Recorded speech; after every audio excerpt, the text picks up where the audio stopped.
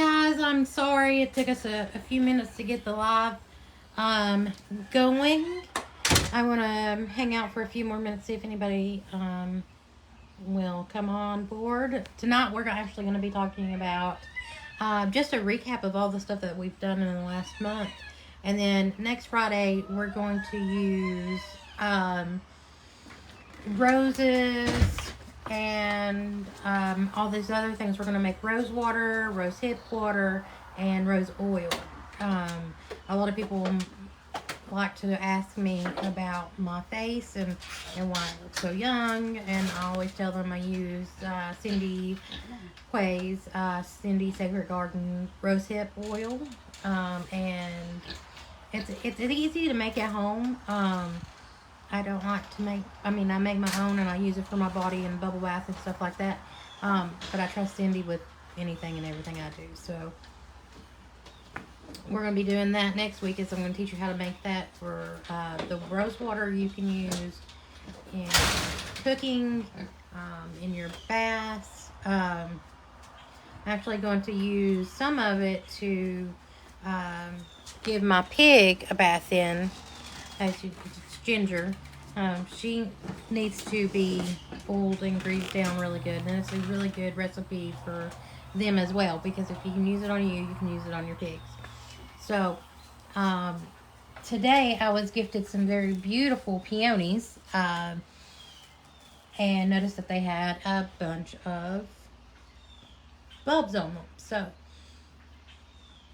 what I want to teach you today is that if you get a big bunch of peonies, which is one of the most beautiful plants I've ever seen. Honestly, it's one of my favorite flowers. And a shout out to Nate and his mom for gifting me these beautiful flowers, because, I can't live without them. But if you want to save them throughout the season, because a lot of times they only bloom during the spring. So what you need to do is get you the bulbs, right? So there's an easy way to do it. She was just cutting them to have some more growth, but so we're going to work on these and see if we can't get them to freeze. So you're going to freeze them, actually. It's a really easy process. You're going to take the bulbs. You're going to cut the bulbs when they're showing like a little bit of color, just like this one, okay? But you're going to notice how it feels. You're going to have to like check it a couple of times a day to make sure it feels like a marshmallow. So you can just do this right here and make sure it's soft enough. But this one I'm going to freeze anyways and hope he survives. I'm pretty sure he will. I know that grannies have been doing it forever with newspaper, and when I looked up the thing online to see if anybody else had been doing it, it looks like a couple of the universities have actually caught on to grandmothers freezing peonies in newspapers. But you just want a bulb that looks like this, right? You want it showing a little bit. You're going to wrap them in either damp newspaper, which is what a lot of people choose to do, and then put them in your freezer. It'll last for 3 to 5 months. I've heard some people have peonies on their table during Thanksgiving, and that's 6 months from now. But there's also another easier way. You can also get, I know it looks like a lollipop, but it's actually just clear plastic. So saran wrap, right? And just wrap from bulb to end of stem. Make sure there's it's all stuck together. And then put it in your freezer, right? So that's always good to do with the peonies. There's another way to make sure that so this one, it has leaves on it. You want to make sure that you take all these leaves off so that the bulb, okay, is what's getting the nutrients and the water when you freeze them and you re-dry them, right? So, I know a lot of you are probably going, okay, well, how did we unfreeze these beautiful flowers? Well, it's simple. Just put them in tepid water, right? And tepid water is basically just a little bit cold, but not too cold. You want to keep it in a dry area, and they'll come out and they'll bloom. And if you guys have any questions about it, you're more than welcome to email me, send us a message on here, comment, and let me know how it worked for you guys. I know I'm going to go and put mine in my freezer here in just a little bit when I get done. So next week we're going to be starting over again, and we're going to start with the roses.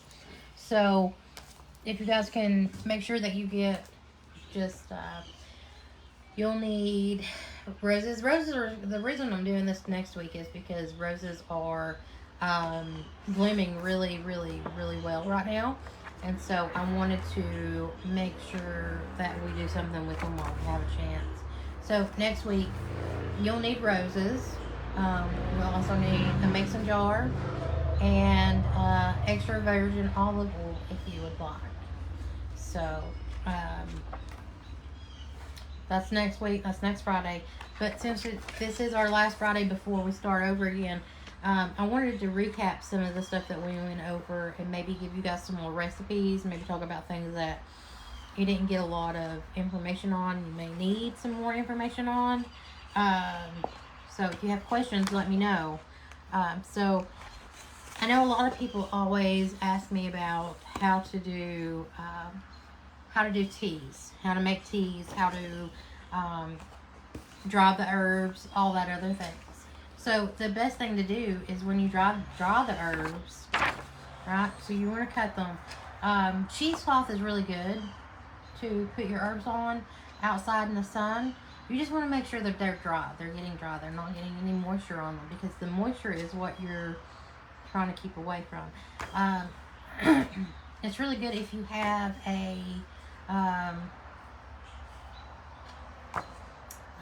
it's called a smokehouse or a well house, anything like that. That's really good. That's a great place to do it, especially a smokehouse, your old smokehouse. Just anywhere it's dry. Okay, so you can even redo one of your closets on the in your house to make a drying room.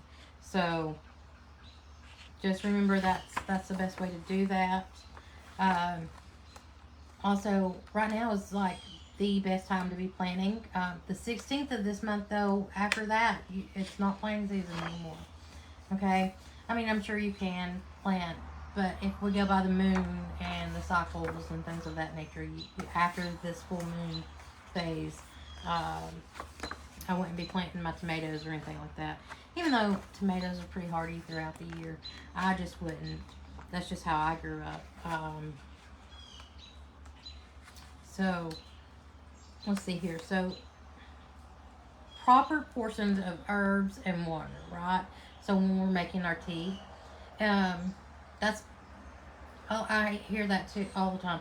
Like, how much water, how much of the herb do I need to put in the tea? Well, so here's the thing. 1 teaspoon to 1 tablespoon per cup of water for less dense of a flavor. Okay, so I don't really measure. If you've noticed here in the past, I don't really measure. I just put in what I think is good enough. But you always want to start out with a little dab will do you, right? That's always what I've always heard. A little dab will do you. And then if you don't have that flavor that you want, you're gonna add more. Take the rule of thumb, mint, anything with a bold flavor, you want to pull back on that. So, and there's way of cutting down flavor on things. You can cut down on flavor by putting tomatoes, baking soda, all different kinds of things. But I guess what we really need to do is not do that, right?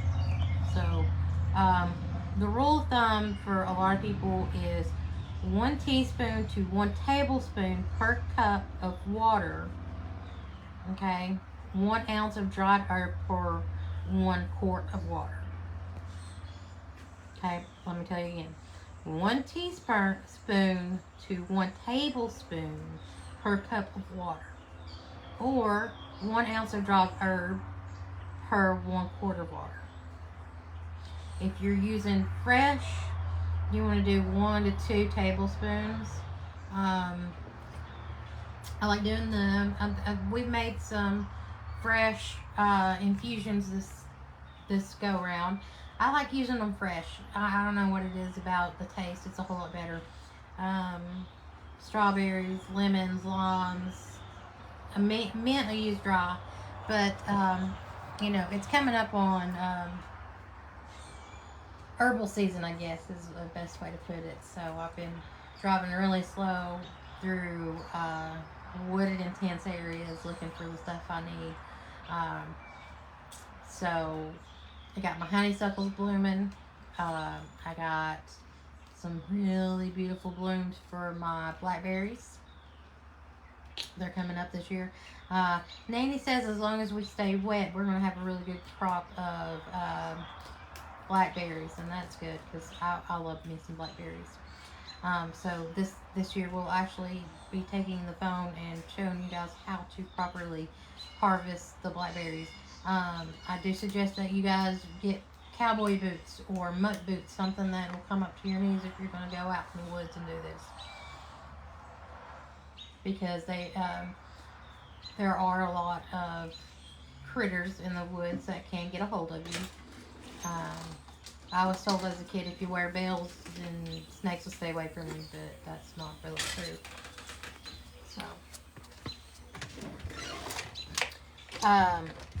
I have a recipe for nettle mint tea. I know that you'll have to pardon Benji. She noticed that my mom just went in the house and decided that she didn't take her with her. So, I do have a recipe for nettle mint tea. I know a lot of you guys are going, okay, well,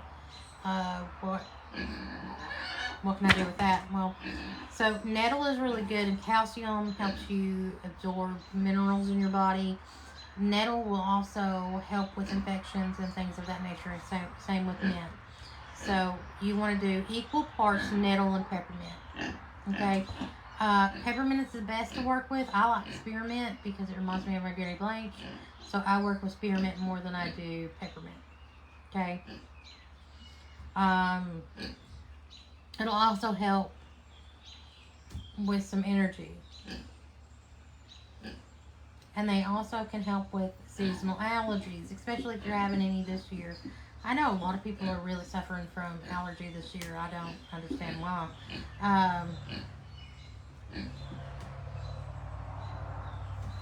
Seems like I don't really have allergies except for when the Bradford pears bloom. When those things are blooming, I just can't breathe. I hate those trees. We also have a relaxation tea, which you can get everything out of your garden if you have it. So you have calomel, which I have. You have lemon balm, which you can get, right? I've seen lemon balm at Walmart. Skullcap, you'll have to search for that. But and then you want to use lavender and or rose petals. I like rose petals more than I do lavender. I know that makes no sense, right? Lavender is very relaxing. It'll help you. But I don't like the smell of lavender. I like the smell of roses more than I do lavender. So I'll use lavender more than I will use rose petal. But if you are like me and you don't like lavender, but a recipe calls for lavender, you can use your rose petals to mask that smell. Okay? That is one of it's called a relaxing tea. So if you got anybody who has a stressful job, I have a stressful job. So use tea a lot to calm myself down. I also do the Buddha belly breathing. But that's not my territory here, so that's all you, Brenda. I use it, but usually if I can, keep my anxiety down, that's good. So let's see here. We also have rose mint tea, which is just rose petals and your mint. So use your peppermint, use your spearmint, okay, and that's how you use it. And then there's a wild berry tea, which is really good. You want strawberry leaves, okay? huckleberry leaf, hawthorn leaf, and flower. You can use raspberry leaf as a substitute for any of these. Okay, so here's one that I really like. Is huckleberry is one of my favorite berries. Um, but I also at this time of year I love me some elderberry. But their flower is actually better than the berry. Okay, so and that's just something that I like. You can make that tea out of it, and then you can use orange peels, hibiscus leaves, or rosehip. Right now, it's like you can go to any grocery store right now, and hibiscus should be, well, at least the plant. I mean, I don't know how many plant stores I've drove by and seen nothing but hibiscuses everywhere. So that's a good one to have. Hibiscus. I mean, I like hibiscus. It tastes good. Sometimes you can pickle it. It's not that great. Mom learned the hard way. But fresh hibiscus is really easy to dry out. If you have a dehydrator, you can use it. But the wild berry tea, you know, why waste our money for like $6 a gallon for something when we just make it home, right? So there's just some of the teas. I also have some medical teas that are pretty good if you guys want some more information on that. I think during the fall season I'll start showing you guys how to harvest and dry them out. I want to show you how to harvest them throughout the year anyways, but especially during the fall and winter, we really need to start thinking about how we're going to put these things back and use them all year long. So I know we're in the consumer end of this kind of place, and so it's really easy to just go buy them. But it's nothing like going into your cabinet and opening up the cabinet and seeing your own work, right? That makes me happy, knowing that jar of herbs is all from my garden or all from my nanny. Or I know that during the winter when I get a flu or cold, I call Nanny O, and if you guys haven't seen her video on the poke salad, you need to check it out. I know, call her and I ask her for Nanny O soup because that's my go-to thing when I don't feel good. I want my Nanny O soup or my drunken noodles. But Nanny O soup, and I will be getting that on video soon to make with you guys. We're going to make some Nanny O soup. It's just basically tomato juice, garlic, tomatoes, potatoes, corn, and then you can put whatever other vegetable you want to in it. And I'll just how we'll make it, okay? But we have some recipes here that I want to share with you guys, that a lot of you guys are having some issues. So cold and flu, because cold and flu is always year long, okay? Especially when we're living in a pandemic right now.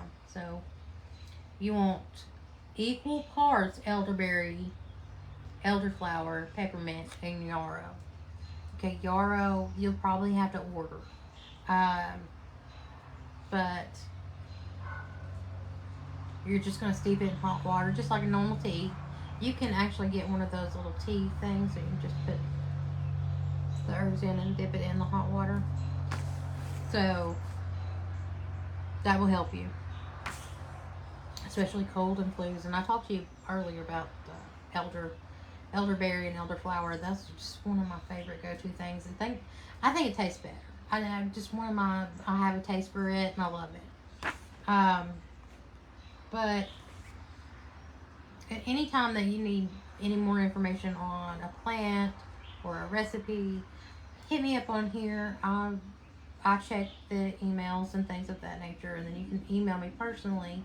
I'll post it up later. And if there is a subject that you guys want to learn about, like you're seeing around, you're seeing blooming, let me know. Because I know people have asked me about chicory. It is not time for chicory to be harvested yet. If you don't know what a chicory is, it's a little flower, and it also makes great coffee. And then right now, I call them buttercups. These little yellow flowers are blooming up all over the place, but they are not edible. And a lot of people say, yeah, they are, and no, they're not. So we kind of get a little bit sidetracked on that, but